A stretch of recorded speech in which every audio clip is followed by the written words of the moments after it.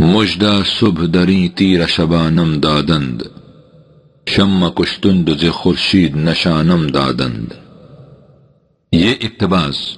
ڈینیسن کی کتاب emotion as the basis of civilization سے لیا گیا ہے۔ کیا ان حالات میں کوئی ایسا جذباتی کلچر کہیں سے پیدا کیا جا سکتا تھا جو نوع انسان کو ایک مرتبہ پھر ایک نقطے پر جمع کر دیتا اور اس طرح تہذیب کو مٹنے سے بچا لیتا؟ اس کلچر کو بالکل نئے انداز کا ہونا چاہیے تھا، اس لیے کہ پرانی رسومات اور آئین و ضوابط سب مردہ ہو چکے تھے اور انہی جیسے اور آئین کا مرتب کرنا صدیوں کا کام تھا۔ یہ امر موجب حیرت و استعجاب ہے کہ اس قسم کا نیا کلچر سرزمین عرب سے پیدا ہوا اور اس وقت پیدا ہوا جبکہ اس کی اشد ضرورت تھی۔ کارل لوئل اپنی کتاب ہیروز اینڈ ہیرو ورشپ میں لکھتے ہیں، اولین دور جہالت سے گزر کر اب ہم ایک مختلف قسم کے انسانوں اور مذہب کی ایک نرالی دنیا کی طرف آتے ہیں، یعنی عربوں میں دین محمدی صلی اللہ علیہ وسلم کی اشاعت کی طرف۔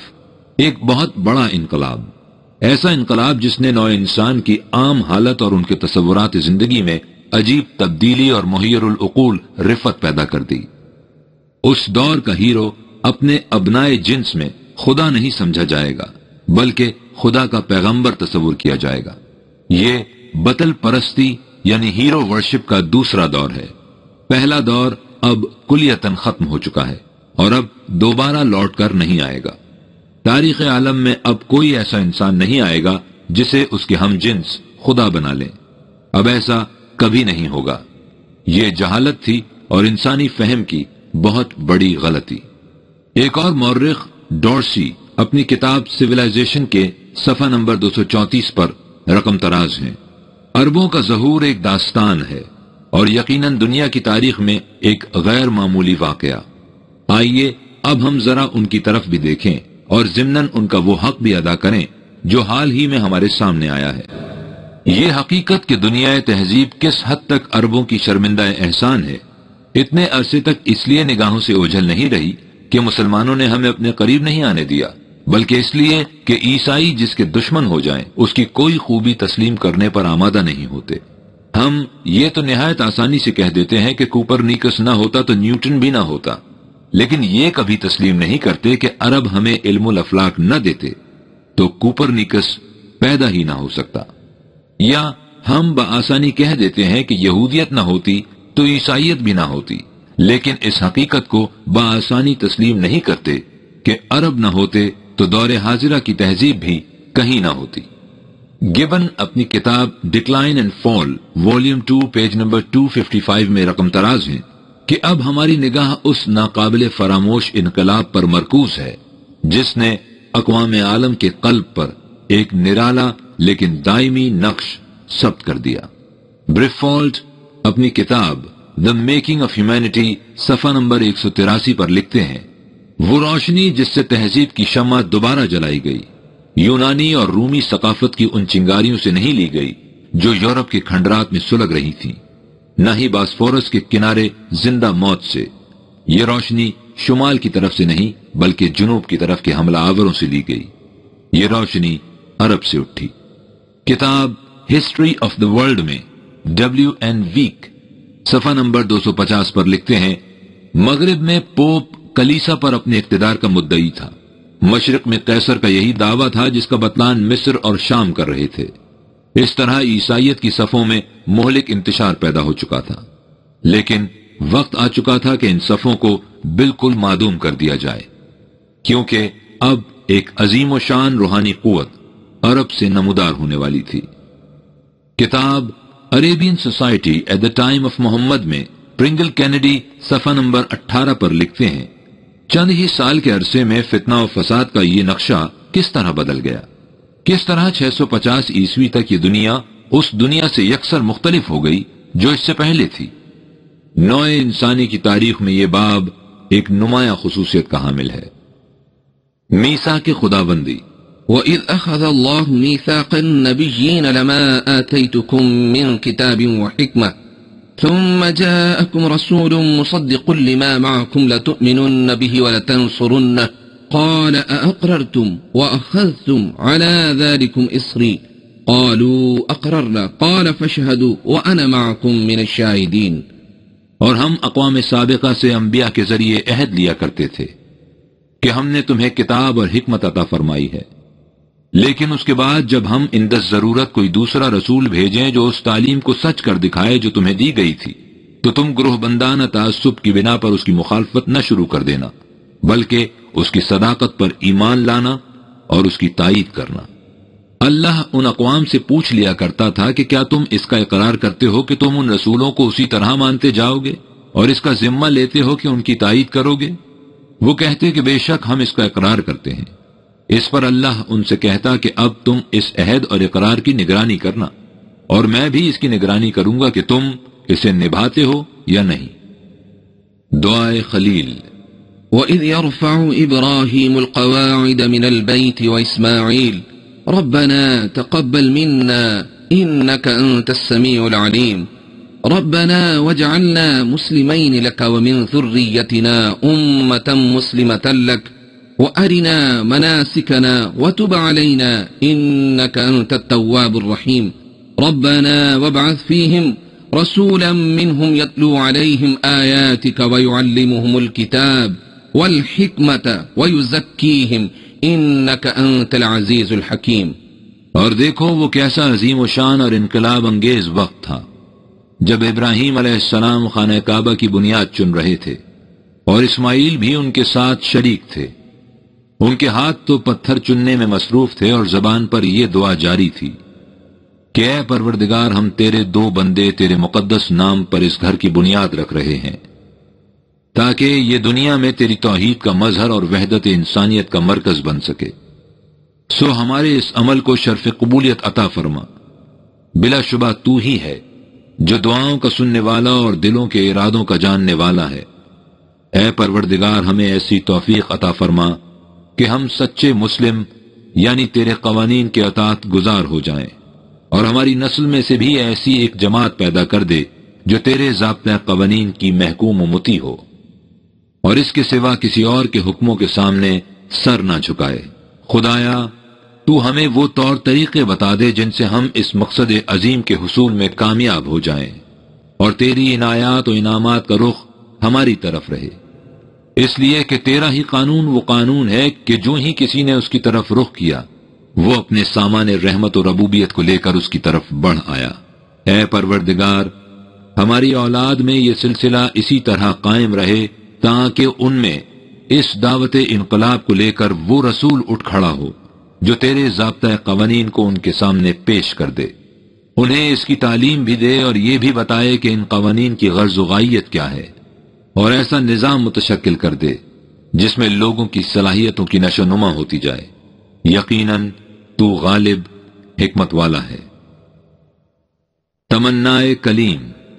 واكتب لنا في هذه الدنيا حسنة وفي الآخرة إنا هدنا إليك قال عذابي أصيب به من أشاء ورحمتي وسعت كل شيء فسأكتبها للذين يتقون ويؤتون الزكاة والذين هم بآياتنا يؤمنون الذين يتبعون الرسول النبي الأمي الذي يجدونه مكتوبا عندهم في التوراة والإنجيل يأمرهم بالمعروف وينهاهم عن المنكر ويحل لهم الطيبات ويحرم عليهم الخبائث ويضع عنهم إصرهم والأغلال التي كانت عليهم فالذين آمنوا به وعزروه ونصروه واتبعوا النور الذي أنزل معه أولئك هم المفلحون۔ اور جب موسیٰ نے اپنے رب سے دعا مانگی کہ بار الہا اس دنیا کی زندگی میں بھی ہمارے لیے خوشگواریاں پیدا کر دے اور مستقبل کی زندگی میں بھی، اس لیے کہ ہم تیری طرف رجوع کر رہے ہیں، اور آخرت کی زندگی میں ہمارے لیے اچھائی کر، ہم تیری طرف لوٹ آئے۔ ہمارا یہ قانون سابقہ انبیاء کی وساطت سے بھی ملتا رہا، اور اب یہی قانون اس رسول کی معرفت آیا ہے، اس لیے کہ اب ہماری ربوبیت اور مرحمت ان لوگوں کے حصے میں آئے گی جو نظام ربوبیت قائم کرنے کے لیے اس رسول کے پیچھے پیچھے چلیں گے، جو قرآن ملنے سے پہلے امی تھا، جس کی علامات یہود و نصارہ اپنے ہاں تورات اور انجیل میں لکھی پاتے ہیں۔ وہ ان باتوں کا حکم دیتا ہے جسے وحی خداوندی صحیح تسلیم کرتی ہے، اور ان امور سے روکتا ہے جو اس وحی کی روح سے ناپسندیدہ ہیں۔ اس وحی کی روح سے وہ زندگی کی تمام پاکیزہ خوشگوار چیزوں کو حلال قرار دیتا ہے اور ان خبائث کو حرام ٹھہراتا ہے جن کی تفصیل پہلے گزر چکی ہے، اور مذہبی پیشواؤں کے جن خود ساختہ آئین و شرائع اور مستبد حکام کے جور و ستم کے جس بوجھ کے نیچے انسانیت دبی چلی آ رہی تھی، اس بوجھ کو بھی اس کے سر سے اتارتا ہے، اور تقلید و اوہام کی جن زنجیروں میں انسانی قلب و دماغ جکڑا ہوا تھا ان زنجیروں کو توڑتا ہے، اور اس طرح انسان کو صحیح آزادی عطا کرتا ہے کہ وہ حدود اللہ کا پاس رکھتے ہوئے اپنی سعی و کاوش سے جن بلندیوں تک جانا چاہے چلا جائے، اس کے راستے میں کوئی روک نہ ہو۔ لہذا جو لوگ اس کی نبوت پر ایمان لے آئیں اور اس کے پیش کردہ پیغام کے مخالفین کے لیے روک بن کر اس کی مدافعت کریں، اس نظام کے قیام میں اس کی مدد کریں اور اس مقصد کے لیے اس روشنی کو اپنے لیے چراغ راہ بنائیں جسے اس رسول کی طرف نازل کیا گیا ہے، تو یہی لوگ ہوں گے جن کی کھیتیاں پروان چڑھیں گی اور جو کامیاب و کامران زندگی بسر کریں گے۔ تورات میں لکھا ہے، خداوند تیرا خدا تیرے لیے تیرے ہی درمیان سے تیرے ہی بھائیوں میں سے میری مانند ایک نبی پیدا کرے گا، تم اس کی طرف کان دھریو۔ استثنا چیپٹر 18 آیت نمبر 15۔ ایک اور جگہ تورات میں تحریر ہے، اور خداوند نے مجھ سے کہا، میں ان کے لیے ان کے بھائیوں بنی اسماعیل میں سے تجھ سا ایک نبی پیدا کروں گا اور اپنا کلام اس کے منہ میں ڈالوں گا، اور جو کچھ میں اس سے فرماؤں گا وہ سب ان سے کہے گا، اور ایسا ہوگا کہ جو کوئی میری باتیں جنہیں وہ میرا نام لے کر کہے گا نہ سنے گا تو میں اس کا حساب اس سے لوں گا۔ استثنا چیپٹر 18 آیت 18 سے 19۔ تورات میں ایک اور جگہ بیان ہے، خداوند خدا سینہ سے آیا اور شعیر سے ان پر طلوع ہوا، اور فاران یعنی مکہ کے پہاڑوں سے وہ جلوگر ہوا، اور لاکھوں قدسیوں میں سے آیا۔ استثنا چیپٹر 33 آیت 2۔ نوید مسیحا۔ وَإِذْ قَالَ عِيسَى ابْنُ مَرْيَمَ يَا بَنِي إِسْرَائِيلَ إِنِّي رَسُولُ اللَّهِ إِلَيْكُمْ مُصَدِّقًا لِمَا بَيْنَ يَدَيَّ مِنَ التَّوْرَاةِ وَمُبَشِّرًا بِرَسُولٍ يَأْتِي مِن بَعْدِ اسْمُهُ أَحْمَدُ۔ اور جب عیسیٰ ابن مریم نے بنی اسرائیل سے کہا کہ میں تمہاری طرف اللہ کا پیغامبر ہوں اور اس تعلیم کو سچ کر کے دکھانے والا جو تمہارے پاس اس سے پہلے تورات میں آ چکی ہے، اور میں تمہیں بشارت دیتا ہوں کہ میرے بعد ایک رسول آئے گا جس کا نام احمد ہوگا۔ انجیل میں تم سے سچ کہتا ہوں کہ میرا جانا تمہارے لیے فائدہ مند ہے، کیونکہ اگر میں نہ جاؤں تو وہ مددگار تمہارے پاس نہیں آئے گا، لیکن اگر جاؤں گا تو اسے تمہارے پاس بھیجوں گا۔ مجھے تم سے اور بھی بہت سی باتیں کہنی ہے، لیکن تم ان کو برداشت نہیں کر سکتے، لیکن جب وہ یعنی سچائی کی روح آئے گا تو تم کو تمام سچائی کی راہ دکھائے گا، اس لیے کہ وہ اپنی طرف سے نہیں کہے گا بلکہ جو کچھ سنے گا وہی کہے گا اور تمہیں آئندہ کی خبریں دے گا۔ انجیل یوحنا چیپٹر 16 آیات 7 تا 14۔ لیکن جب وہ مددگار آئے گا جس کو میں تمہاری طرف باپ کی طرف سے بھیجوں گا، یعنی سچائی کا روح جو باپ کی طرف سے نکلتا ہے، وہ میری گواہی دے گا اور تم بھی گواہ ہو۔ انجیل یوحنا چیپٹر 15 آیت نمبر 26۔ اس لیے میں تم سے کہتا ہوں کہ خدا کی بادشاہت تم سے لے لی جائے گی اور اس قوم کو جو اس سے پھل لائے دے دی جائے گی، اور جو اس پتھر پر گرے گا اس کے ٹکڑے ٹکڑے ہو جائیں گے، مگر جس پر وہ گرے گا وہ اسے پیس ڈالے گا۔ انجیل متی چیپٹر 21 آیات نمبر 33 تا 44۔ کتاب سیرت کے کھلے ہوئے اوراق۔ حضرت موسیٰ کی سیرت کو لیجئے۔ صدیوں تک یہ زبانی روایات اور قصص و اساطیر پر مشتمل رہی، اور اس کی آخری صورت آپ کی وفات کے کہیں 800 یا 1000 سال بعد جا کر متشکل ہوئی۔ گوتم بدھ کو لیجئے، آپ کی وفات کے عرصہ بعید کے بعد کہیں جا کر اس کی کوشش کی گئی کہ آپ کی زندگی کے نمایاں واقعات کو منضبط کیا جائے، لیکن چونکہ ہندی ذہن تاریخ کے لیے مناسب ہی واقع نہیں ہوا، اس لیے یہ کوشش بھی کامیاب نہ ہو سکی۔